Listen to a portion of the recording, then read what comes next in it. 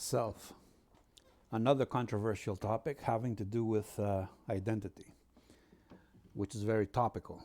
Topical because of the recent woke movement events and because of the decline of the American empire, which was built upon some mythologies concerning identity and the self. Lies that are currently being exposed and questioned, leading to many who were born and raised within the American domain for since the end of the Second World War to begin to doubt the very meaning of the term freedom.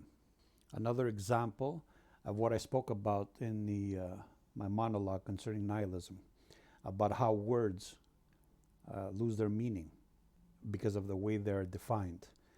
And the same happened with the concept of freedom, liberty, which is just a secular version of the Abrahamic myth concerning salvation. Americanism overcame the Abrahamic baggage and secularized salvation, converting it into freedom. Just as Schopenhauer, as I explained in another monologue, he took the concept of God's will and he just eliminated the God part and left behind the more abstract, Platonic definition of will.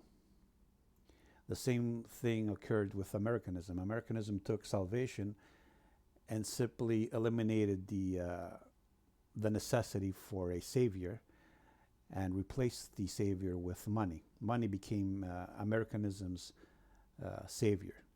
Through money, a man born with a genetically impoverished inheritance could hope to reinvent himself, escape his past, recreate himself, become like a tabula rasa, like erase the past, make it a tabula rasa, and then rebuild it in accordance with whatever he desired, which was always in accordance with American ideals. Americanism converted everything into a social construct, a Platonic ideal that could be bought and sold on its markets if he had the money, which was the medium through which salvation could be attained. So culture becomes a product, just as identity becomes a product, an image he could build, any man can build from scratch. Culture is reduced to a menu option or a fashion that someone can just buy and then replace and recycle and throw away, and then replace it with a new mask, a new culture, a new option. This is the essence of what we call pop culture, popular culture, the culture of the minute, of the flavor of the month. What Americanism offered, and was very seductive throughout the world, was freedom from what?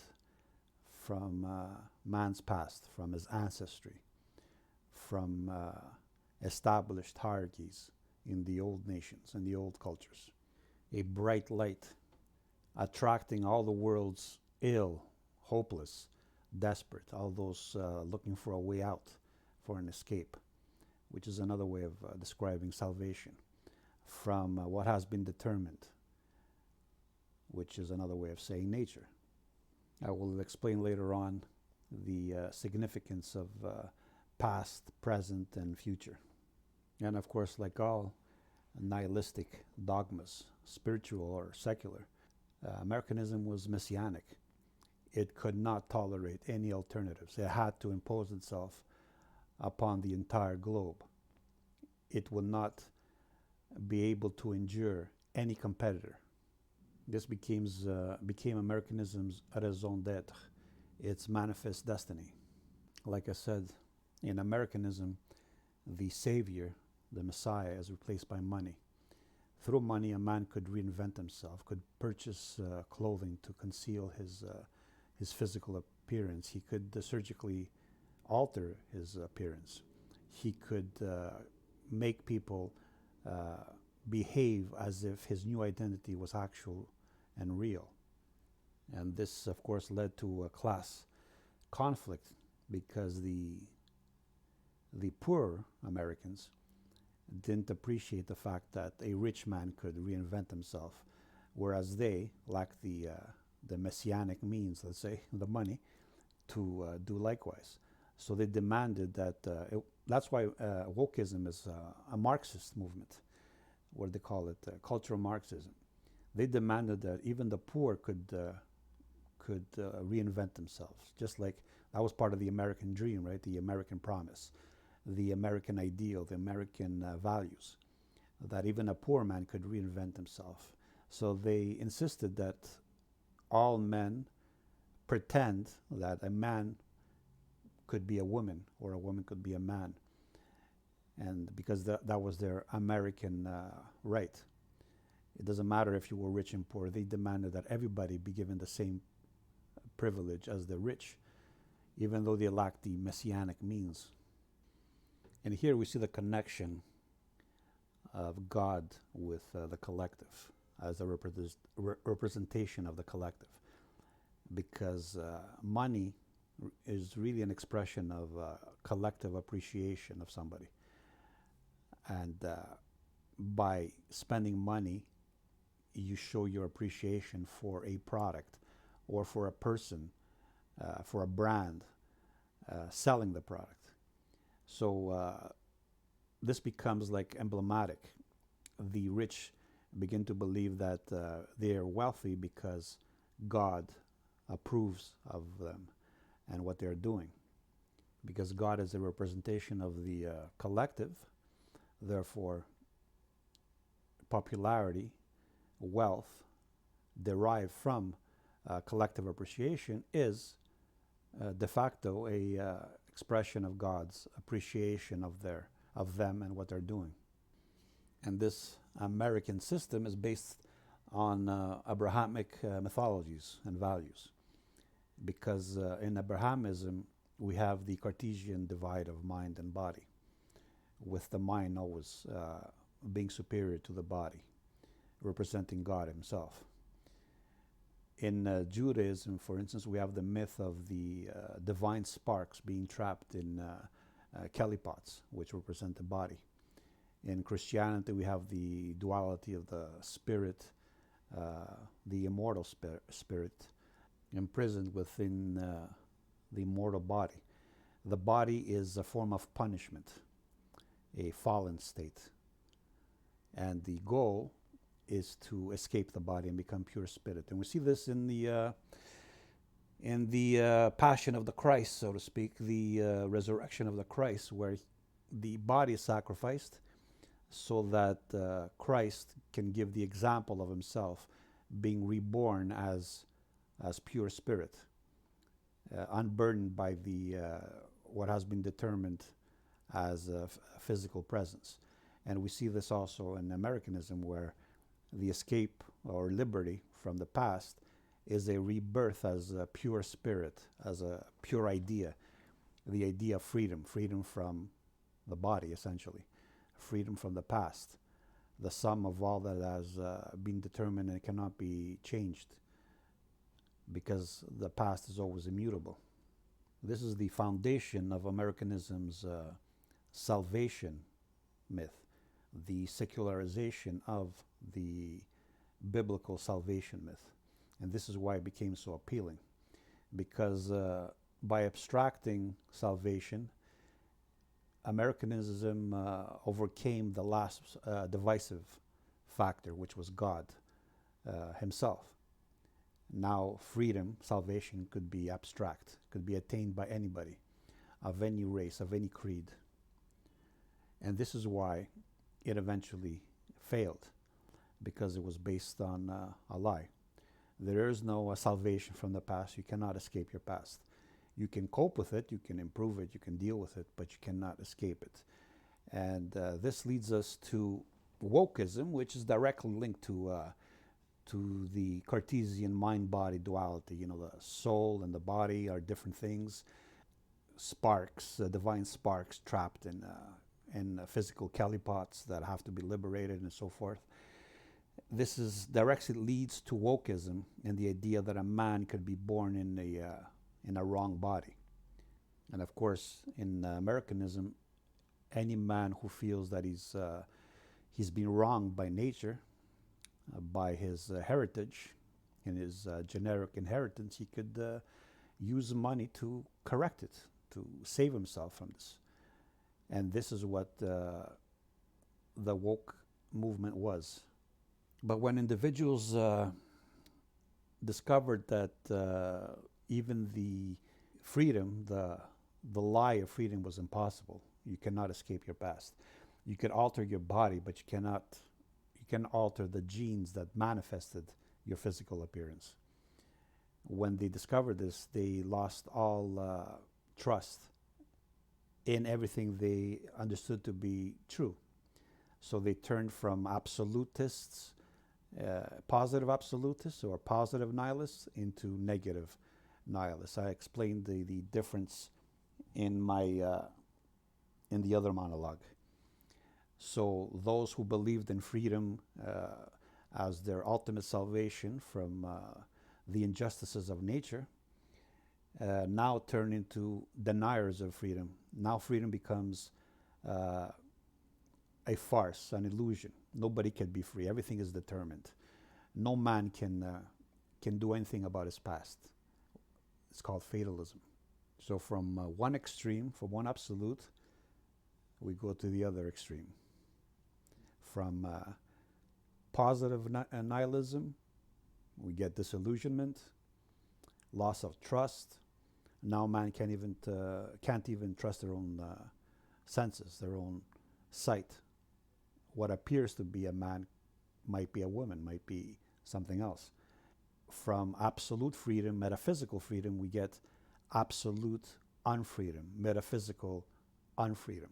And this is why what is denied by those who deny free will is the metaphysical definition of freedom, which is not the realistic definition of freedom. Because if we define words in the way I prescribed, because if we begin with the act, the observable, the falsifiable, the verifiable, the testable, the independently verifiable act, we avoid these the nihilistic paradigm of the bipolar nihilistic paradigm, which is really a Platonic bipolar duality.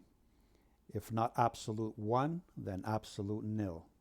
This is the bipolarity of nihilism trapped within the mind's bipolar method of conceptualizing, the Platonic cave, which, like I said, is the human skull. So the woke movement was really a revolution of the poor that wanted in on the American dream of reinventing yourself, of the self-made man, using money to create yourself as if the past didn't even exist, was irrelevant. And this was based, like I said, on the Abrahamic superstition of a spirit, spark, divine spark trapped in a body. That's the antithesis of itself. So the spark is divine, but the body is mundane. It's maybe it's even satanic. It carries the primordial sin. This was Christ's offering. He offered a sacrifice of the body so that the spirit of man could be released from its past, its nature, so that it could be liberated. And that's exactly what Americanism offered. And that's why it became so seductive, so appealing, so powerful across the globe. Sacrifice, of course, coming from the Latin, meaning to make sacred. By slaughtering an animal, we sanctify it.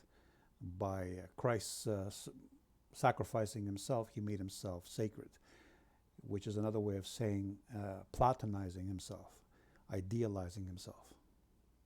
And as the American empire declined, the lies were exposed, and people began to doubt everything they knew about everything, about anything. So now they even doubt their own identity. They doubt their own senses. They doubt that they are have any agency at all. I know we've all heard about the old saying that you can't judge a book by its cover. Well, that's a big lie, because unlike a book, an organism is different in the sense that what's written in its genome manifests in its appearance, whereas a book, it's not like that. A book can contain writings that have nothing to do with the cover. This is not so for the body. The body is a manifestation of what's written in the genome. So, in fact, you can read a book by its cover when it comes to life.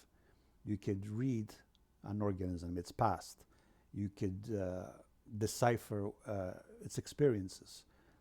In order to understand this, I'm going to have to explain my positions on what memory is. So the American frontier, the New World, failed to deliver what it had promised to so many, because the past cannot be so easily escaped. It could be concealed, it could be renamed, it could be denied, but it cannot be escaped.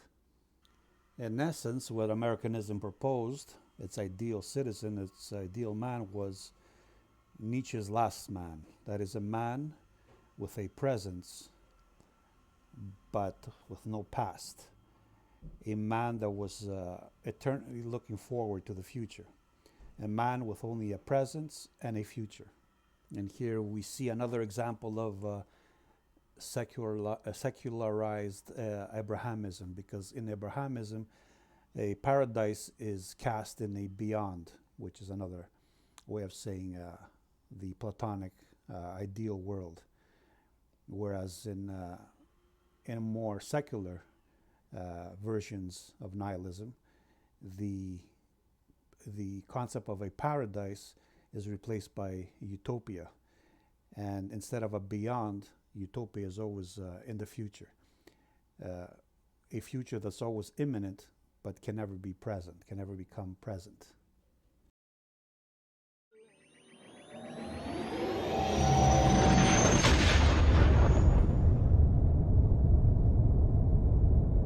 Let's define some of the concepts here, the foundations of what we're talking about.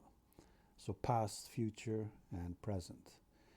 The past is always the immutable, what has been determined and cannot be altered. The present refers to what exists.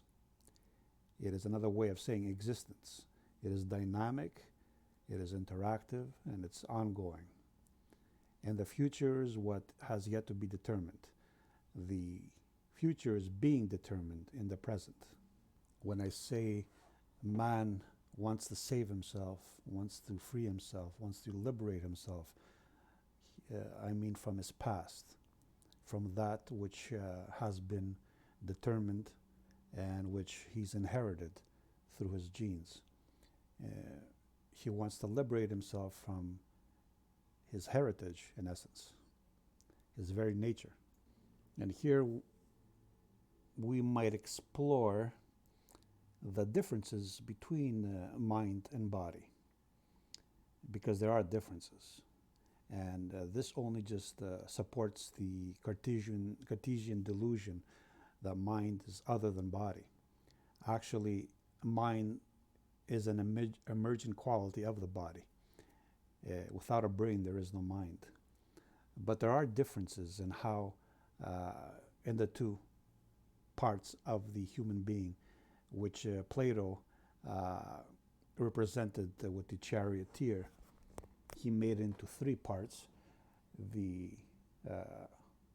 charioteer himself, which represented reason, the two stallions, which represented the ruly and unruly passions, and the reins that the charioteer held onto and controlled the passions, representing the will. I've defined and explained what the will is if it's properly defined, and it's not platonically defined.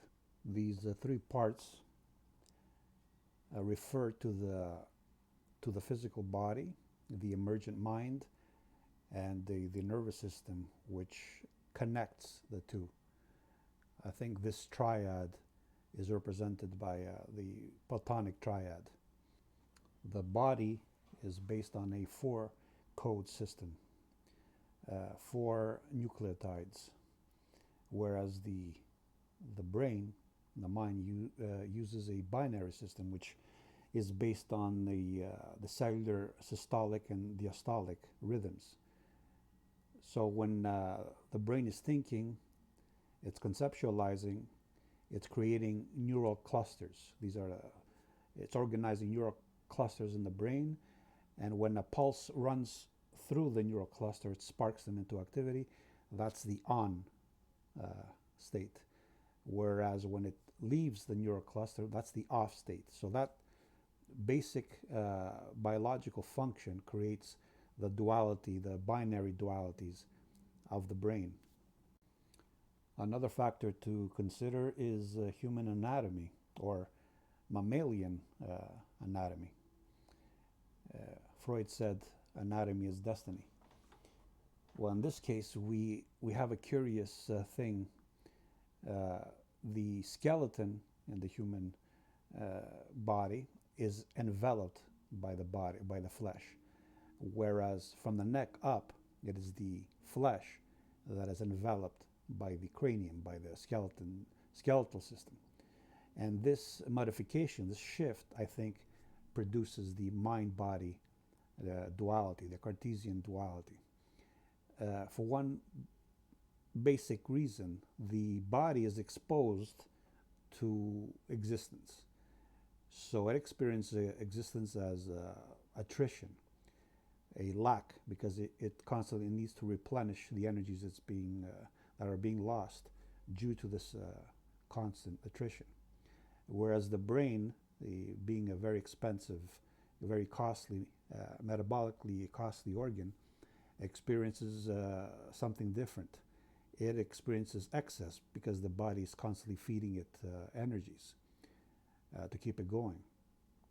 So, whereas the body experiences lack, the stress of lack as need, as suffering, the body experiences something similar as ennui, as boredom, when it can't deal with the excess energies that's being fed.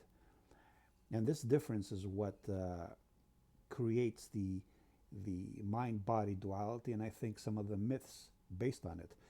For instance, Plato's cave, like I said, is the human cranium. It's where the subjective mind can create, can synthesize without any restrictions from reality, whereas the body is a restriction on it. The brain is constantly fed with data, not only from the outside world through the senses, but also from inside the body through the nervous system. It gathers and interprets this data into sensations, into feelings, into images, into sense, into sounds, or it abstracts them, making it capable of synthesizing them, creating things that don't really exist, like centaurs or satyrs or monsters, or ideas that are paradoxical and self-contradictory. The mind feels unhindered by space-time. It could project itself into the future. It can project itself into the past. It could create concepts that are in contradiction to experience reality, like static absolute states, which don't exist. And if they were to exist, they would nullify existence, as I said in the monologue on nihilism. And this, the mind considers divine, like it has like godly powers. And it feels that the only thing restricting it from realizing these these godly powers from expressing them further is the physical body. That's why in nihilism, the body is a hindrance. It's something that has to be escaped. It is a prison. So when nihilist dogmas, whether they're spiritual or secular, when they speak of liberty, salvation, freedom, they mean from the tangible, from the physical. They call it material, to degrade it, to disparage it, to ridicule it. But it's not. It's, like I said, everything is energy. Matter is just an interpretation of patterned energies. But that's another subject I'm not going to get into here. This is why in many spiritual dogmas, when they talk about God, they talk about a spirit, that is a mind, an incorporeal mind, a mind that is not burdened, unhindered by a physical body. This is their ideal. This is how they conceptualize the ideal form of existence, the ideal being. Of course, if the mind feels frustrated, sexually frustrated, let's say, it can begin to imagine that the only thing that's preventing it from realizing its dreams is the body, either because it's not as attractive as it would want it to be, or because it's the wrong sex, or whatever excuse, whatever reason it finds to explain why it's failing to find what it seeks. And of course, language is a product of the nervous system. So this is why words can be used either to refer to the real world, the experience world, or they could be used to refer to other ideas. So words referring to other words, words that are in text, or words that are in other minds, abstractions that are in other minds, circumventing reality altogether. So this is why I said nihilism is linguistic.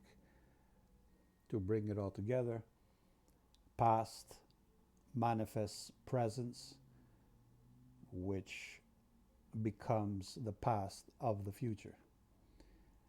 And this is what cannot be escaped. We cannot escape the past because it's, first of all, it's immutable. You can't change it. You can deny it, you can forget it, you can dismiss it, but you can't escape it. And it's not irrelevant because the past is constantly manifesting as presence. And this is more so when it comes to organisms, where the past is encoded and passed on from generation to generation. And this is what postmoderns and moderns resent about the body. And for them, the body becomes another way of saying the devil, the Satan. And like Satan is defined in the Bible as a trickster, they believe that the body is an illusion. So they're being tricked. It's not relevant. It's an illusion, so it doesn't matter. It's trying to fool them.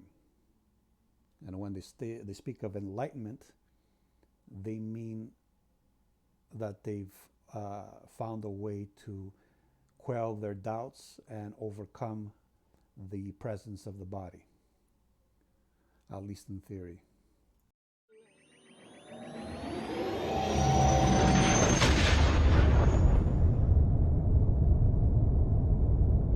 So now, having said all that, what is the self?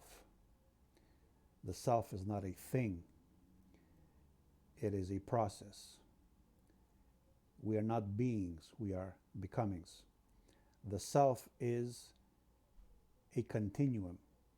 It is a past made present, interpreted by consciousness as the appearance, as phenomenon, as the Greeks say. The appearance is not arbitrary, nor is it an illusion. It is an interpretation. An interpretation which could be wrong, but it's not intentionally wrong, because our senses evolved the a priori methods of interpreting reality that would be useful. And they, they didn't evolve to fool us, to trick us, to hinder our survival, in essence. When we look in the mirror, for instance, we see our entire past as a presence which we perceive and interpret as our appearance. Can we accurately read our presence, our appearance? No. That's why we need more data. But it is there if you look at the details. So everything, every trait, every perceptible trait, and when I say appearance, I don't just mean visual, how something looks. I mean everything, the whole gamut of sensory input. We can conceptualize the self as a pyramid where the peak of the pyramid is the presence, the present, as it appears, the phenomenon, and the continuum is the pyramid itself, fading into the distant past before our birth. That's why Know Thyself is an exploration of our past. In fact, it's a kind of archaeological dig, so to speak. And by self, I don't mean only the conscious part of self, which I often use the term, the Greek term ego to represent it, the lucid part of self. But it's also the subconscious self. Self is not only consciousness, it's also the subconscious. What Jung alluded to as being the collective unconscious. And we inherit this through our genes in the form of memories, telling the body how to react, how to build cells, how to grow nails, how to digest food. How does a gazelle, for instance, know how to stand, or that it needs to stand as quickly as possible so as to run with the herd? How does a newborn dolphin know that it has to swim to the surface to take its first breath? How does a baby, an infant, know how to swim if it's thrown into a pool, let's say? All this is part of our genome, of our DNA. It's a form of memory to which a man from birth adds to it his experiential memories, which come in two forms, either first-hand or second-hand. Education, for example, is a source of second-hand experiences, second-hand memories. Of course, many moderns and postmoderns especially don't like the idea that appearance is the essence of self, the essence of identity. Of course, in humans, we have a second factor that we have to consider, which is culture, which is an expression of how man relates with existence and the environment over time, creating a set of habits, which we call culture, language, expressing this culture. So culture becomes an extension of our genes, our genealogy. And this is why I say culture is race specific. These experiences can be transmitted to other peoples, of course, through intercourse. Just as genes can be transmitted to other peoples through sexual intercourse, cultures or memes could be transmitted to other peoples through linguistic intercourse. But like in genes, with every transmission, mutations arise, and the possibility of the fetus being rejected is always present.